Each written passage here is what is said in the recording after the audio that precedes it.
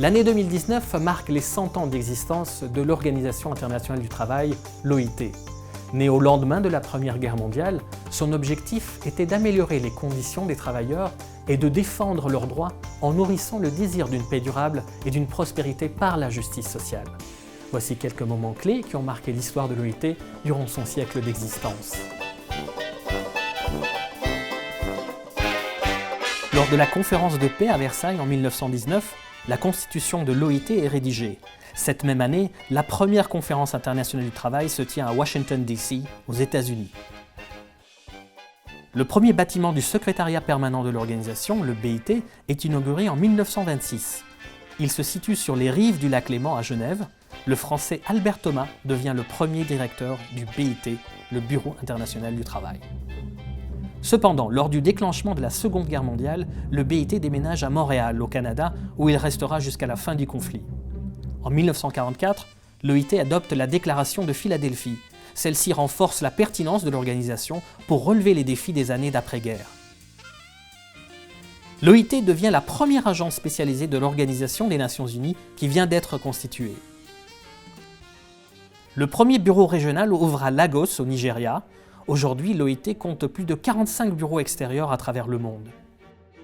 La déclaration contre l'apartheid est adoptée à l'unanimité. En 1990, Nelson Mandela rend hommage à l'OIT pour sa contribution à la lutte contre l'apartheid. Pour son 50e anniversaire, l'OIT reçoit le prix Nobel de la paix, une reconnaissance prestigieuse pour l'organisation. L'OIT appuie pleinement la légitimité de Solidarność en Pologne, où Lech Wałęsa mène une grève pour créer le premier syndicat indépendant et autonome du bloc de l'Est. L'OIT lance le Programme international pour l'abolition du travail des enfants, IPEC. C'est le plus vaste programme jamais lancé pour éliminer le travail des enfants dans le monde. Avec la déclaration de 1998, les pays membres de l'OIT s'engagent à respecter et à promouvoir les principes et droits fondamentaux au travail. Le travail décent de l'OIT résume les aspirations des gens pour leur vie professionnelle. Cette déclaration est destinée à promouvoir le travail décent. La même année survient la crise financière mondiale. Face aux perspectives d'un chômage prolongé, de la pauvreté et des inégalités, la Conférence internationale du travail adopte un pacte mondial pour l'emploi.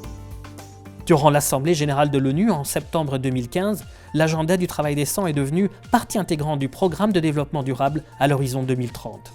Pour son 100e anniversaire, la Conférence internationale du travail a adopté une déclaration du centenaire. Elle appelle à l'adoption d'une approche de l'avenir du travail centrée sur l'humain. Un siècle d'histoire où l'OIT, qui malgré les conflits et les crises, a toujours su promouvoir la justice sociale et le travail décent afin de définir ensemble les contours d'un avenir où les personnes sont au cœur du politique économique, social et environnemental.